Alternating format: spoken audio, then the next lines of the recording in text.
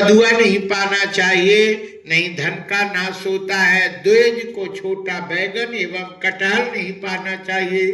तीज को परवल नहीं पाना चाहिए, नहीं सत्तू की वृद्धि होती है। चौथ को मूली नहीं पाना चाहिए, धन का नाश करती है। पंचमी को बेल नहीं पाना चाहिए, कलंक लगता है। छठ को नीम की पत्ती, नीम की दातून नहीं करना चाहिए, नहीं तो नीच योनि में जन्म लेना पड़ता है। सप्तमी को ताड़ का फल खाने से रोग बढ़ता है, शरीर का नाश होता है। और आठे के दिन नारियल नहीं पाना चाहिए।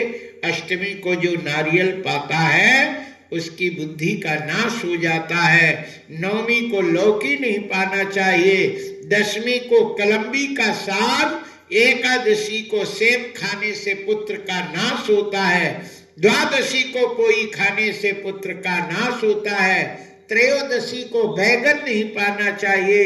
अमावस्या, पूर्णिमा, संक्रांति, चतुर्दशी, अष्टमी तिथि, रविवार, श्रद्धा को तिल का तेल नहीं पाना चाहिए।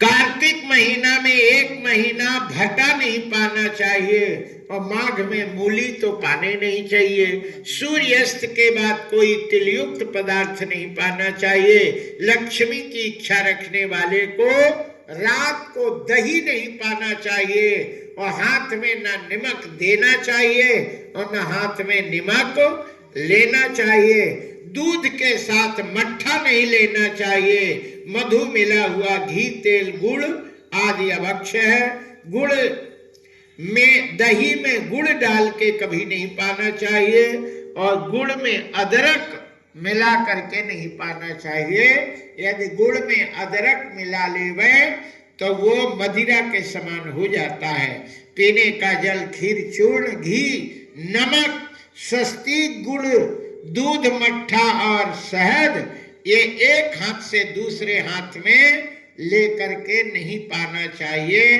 वो अभक्ष्य होता है।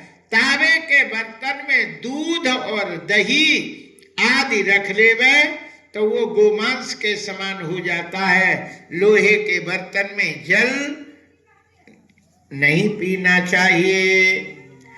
जय जय श्री सीताराम। अब तो भैया सब उल्टा है, लोहे का ही सब पात्र है। हाथ में दिया हुआ नमक, तेल या व्यंजन लोहे के पात्र में दिया हुआ तथा बाएं हाथ से दिया हुआ अन्न अभक्ष्य होता है। लोहे के पात्र में पकाया हुआ अन्न चावल भी अभक्ष्य होता है, परंतु तांबे के पात्र में घी और लोहे के पात्र में तेल दूषित नहीं होता। जय जय श्री सीताराम। चांदी के पात्र में कपूर अच्छा नहीं होता। हाथ में नमक लेकर के चाटना ये अच्छा नहीं होता। लहसुन, प्याज, गाजर, सलजम, कुकुर, मुत्ता, सफेद बैगन, लाल मूली, अपवित्र स्थान शमशान घाट में उत्पन्न हुआ साग ये कभी नहीं पाना चाहिए। बोलिए बाके बिहारी लाल की जय। दोनों हाथ से सिर नहीं खुजलाना चाहिए। दांत से नाखून एवं रोम आदि केश को नहीं काटना चाहिए। जो मनुष्य शरीर और मुख और नख आदि को बजावे नहीं, यदि बजाता है वो अच्छा नहीं होता। यदि शुभ की इच्छा रखना हो तो नख से नख नहीं काटना चाहिए। पैर से आसन खींचकर कभी नहीं बैठना चाहिए। पैर से पैर को धोना नहीं चाहिए। कासे के दांत को परस्पर रगड़ना नहीं चाहिए। सिर, हाथ, पैर आदि को कपाना, हिलाना नहीं चाहिए। पैर से पैर को दबाना नहीं चाहिए। स्नान, दान, तप, होम, भोजन, देव पूजा, स्वाध्याय, पितृतर्पण ये सारे कार्य उकड़ू बैठकर नहीं करना चाहिए। भीष्म जी कहते हैं कि जो मनुष्य प्रतिदिन उठकर, प्रातः काल उठकर स्नान करके गाय, घी, दही और सरसों या राई का स्पर्श करता है, वो सारे पापों से मुक्त हो जाता है ना। ये शुभ कारक है। अच्छा, देव पूजा वगैरह होती है तो इसमें राई को स्पर्श कराते हैं, है ना।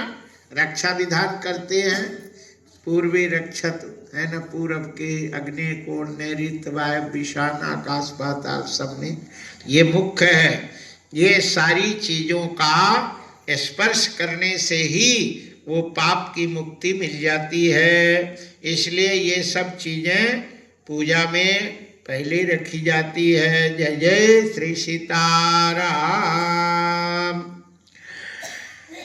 गौ, अग्नि, माता, ब्राह्मण, बड़े भाई, पिता, बहन, कुटुंब, स्त्री, गुरु और बच्चा, बड़े बूढ़े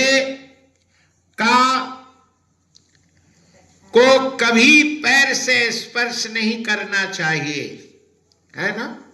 गाय हो, अग्नि है, माता है, ब्राह्मण है, बड़े भाई है, पिता है, बहन है, कुटुंब है, स्त्री है, गुरु है, और इनको पैर से स्पर्श कभी नहीं करना चाहिए। कुत्ते का स्पर्श होने पर वस्त्र सहित स्नान करना चाहिए।